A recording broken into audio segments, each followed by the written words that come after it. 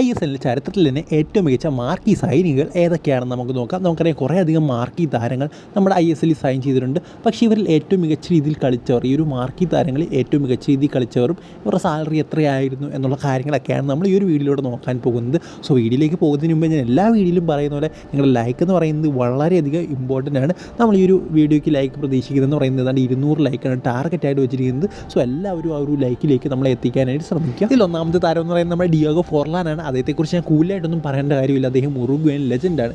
എടുത്തു പറയേണ്ട ഒരു കാര്യം എന്ന് പറയുന്നത് അദ്ദേഹം ഉറുഗ്വേൻ ടോപ്പ് ടയർ ലീഗിൽ കളിച്ചുകൊണ്ടിരിക്കുന്ന സമയത്താണ് അദ്ദേഹത്തിന് ഇന്ത്യൻ സൂപ്പർ ലീഗിൽ നിന്ന് ഒരു കോൾ വരുന്നതും മുംബൈ സിറ്റി FC ഭാഗത്തു നിന്നും അദ്ദേഹം ഇവിടേക്ക് വരുന്നതും അങ്ങനെയാണ്.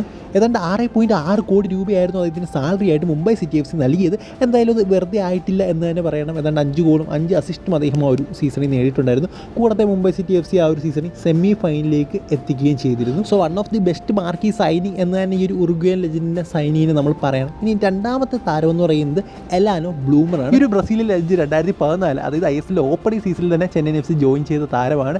അദ്ദേഹത്തിൻ്റെ ഒരു കാര്യം നോക്കുകയാണെങ്കിൽ ബ്രസീൽ ടോപ്പ് ടയർ ലീഗിൽ ക്രിമിയ എന്ന് പറയുന്ന ഒരു ക്ലബ്ബിൽ കളിച്ചുകൊണ്ടിരിക്കുന്ന സമയത്ത് തന്നെയാണ് അദ്ദേഹം ചെന്നൈയിൻ FCയിലേക്ക് വരുന്നത്. അതുമാത്രമല്ല ISLൻ്റെ ഓപ്പണിംഗ് സീസണിൽ തന്നെ അദ്ദേഹം ഗോൾഡൻ ബൂട്ട് വിജയിക്കുകയും ചെയ്തു. ഏതാണ്ട് 8 ഗോളുകളാണ് നേടിയത്. അദ്ദേഹത്തിൻ്റെ ഒരു സാലറി എന്ന് പറയുന്നത് 4.8 കോടി രൂപയാണ് പെർ സീസണിൽ അദ്ദേഹത്തിന് ചെന്നൈയിൻ FC നൽകിക്കൊണ്ടിരുന്നത്. അത് മാത്രമല്ല രണ്ടാമത്തെ സീസണിൽ, അതായത് ISLൻ്റെ രണ്ടാമത്തെ സീസണിൽ ചെന്നൈയിൻ FC കിരീടം വിജയിക്കുന്നതിൽ വലിയൊരു പങ്ക് തന്നെ അദ്ദേഹം വഹിച്ചിട്ടുമുണ്ട്. നമുക്കറിയാം ആ ഒരു സീസണിൽ ചെന്നൈയുടെ എലാനോ, ജഡ്ജെ, മെൻഡോസ, ബ്രൂണോ പെലിസാരി തുടങ്ങിയ ആ ഒരു താരങ്ങളൊക്കെ വേറെ ലെവൽ രീതിയിലായിരുന്നു പെർഫോം ചെയ്തുകൊണ്ടേയിരുന്നത്. ഇനി മൂന്നാമത്തെ താരവും എനിക്ക് ഭയങ്കര ഇഷ്ടപ്പെട്ട ഒരു താരവുമായിരുന്നു ഫ്ലോറൻ മലോഡ, അതായത് ഫ്രഞ്ച് ഇതിഹാസം. 2015-16 സീസണിലായിരുന്നു അദ്ദേഹം ഡൽഹി ഡൈനാമോസിന് വേണ്ടി കളിച്ചിരുന്ന. ആ ഒരു സീസണിൽ അദ്ദേഹം ഏതാണ്ട് 3 ഗോളുകളും അതുപോലെ 11 അസിസ്റ്റും നേടിയിട്ടുണ്ട്. അദ്ദേഹത്തിൻ്റെ ആ ഒരു സാലറി എന്ന് പറയുന്നത് 2.6 കോടി പെർ ഇയർ ആയിരുന്നു. പിന്നെ നമുക്കറിയാം മാർസലീനിയോ, ഫ്ലോറൻ മലൂഡ, റിച്ചാർഡ് ഗാർസെ, അവരുടെ ആ ഒരു കോംബോ എന്നൊക്കെ പറയുന്നത് അൺബിലീവബിൾ ആയിരുന്നു. നമുക്കറിയാം എങ്ങനെയോ നമ്മൾ ആ ഒരു സെമ്മിയിൽ അവർക്കെതിരെ വിജയം നേടിയെടുത്തു. ഇപ്പോഴും അതൊരു വലിയ മെമ്പർ തന്നെയാണ് കേരള ബ്ലാസ്റ്റേഴ്സിനെ സംബന്ധിച്ചിടത്തോളം. ഈ ഒരു ലിസ്റ്റിലെ 4ാമത്തെ താരം എന്ന് പറയുന്നത് അസമാവോ ജിയാനാണ്.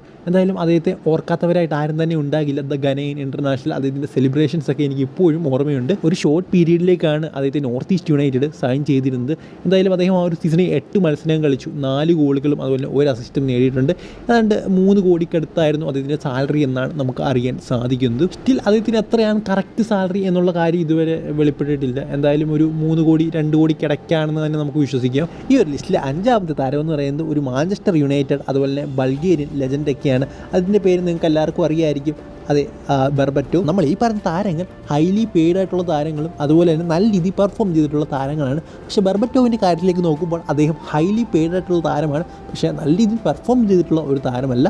അതായത് ഒരു മാർക്കി താരമല്ല. ഏതാണ്ട് 1 ഗോൾ മാത്രമാണ് അദ്ദേഹം ആ ഒരു സീസണിൽ നേടിയിരിക്കുന്നത്. സോ അദ്ദേഹത്തിൻ്റെ ആ ഒരു മോശം പെർഫോമൻസിന് അദ്ദേഹം പറഞ്ഞൊരു കാര്യം എന്ന് പറയുന്നത് അദ്ദേഹത്തിൻ്റെ കറക്റ്റ് പൊസിഷനിലല്ല അദ്ദേഹത്തെ കോച്ച് കളിപ്പിച്ച് എന്നാണ്. അദ്ദേഹത്തിൻ്റെ ഒരു കാര്യം നോക്കുമ്പോൾ അതായത് ബ്ലാസ്റ്റേഴ്സ് സൈൻ ചെയ്ത സമയത്ത് അദ്ദേഹം 1 വർഷം വരെ വിത്തൗട്ട് ദി ക്ലബ്ബായിരുന്നു. അതായത് ബ്ലാസ്റ്റേഴ്സ് സൈൻ ചെയ്യുന്നതിന് മുമ്പ് അദ്ദേഹം 1 വർഷം ഫുട്ബോൾ കളിക്കാതെ ഇൻ്റർനാഷണൽ ലെവലിൽ ഫുട്ബോൾ കളിക്കാതിരുന്ന ഒരു വ്യക്തിയാണ്. അതിനു മുമ്പ് അദ്ദേഹം ഗ്രീസ് ടോപ്പ് ടയർ ലീഗിൽ കളിച്ചിരുന്നുവെന്ന് നമുക്കറിയാൻ സാധിക്കുന്നുണ്ട്. എന്തായാലും അദ്ദേഹത്തിൻ്റെ സാലറി എത്രയായിരിക്കുമെന്നായിരിക്കും നിങ്ങളിപ്പോൾ വിചാരിച്ചിരിക്കുന്നത് അല്ലെങ്കിൽ കാതുകോർത്തിരിക്കുന്നത്. എന്തായാലും അദ്ദേഹത്തിൻ്റെ സാലറി എന്ന് പറയുന്നത് ഏതാണ്ട് 7.5 കോടി രൂപയായിരുന്നു. സോ അതുകൊണ്ട് തന്നെയാണ് നമ്മൾ അദ്ദേഹത്തെ ഈ ഒരു ലിസ്റ്റിൽ ഉൾപ്പെടുത്തിയിരിക്കുന്നത്.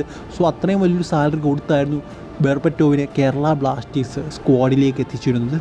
സോ ഇതുപോലുള്ള വീഡിയോകൾ നിങ്ങൾക്ക് കൂടുതലായിട്ട് വേണമെങ്കിൽ തീർച്ചയായിട്ടും ലൈക്കും സബ്സ്ക്രൈബും ഒക്കെ ചെയ്യുക. എന്തായാലും അടുത്ത വീഡിയോയിൽ കാണുന്നവരെ ഗുഡ് ബൈ.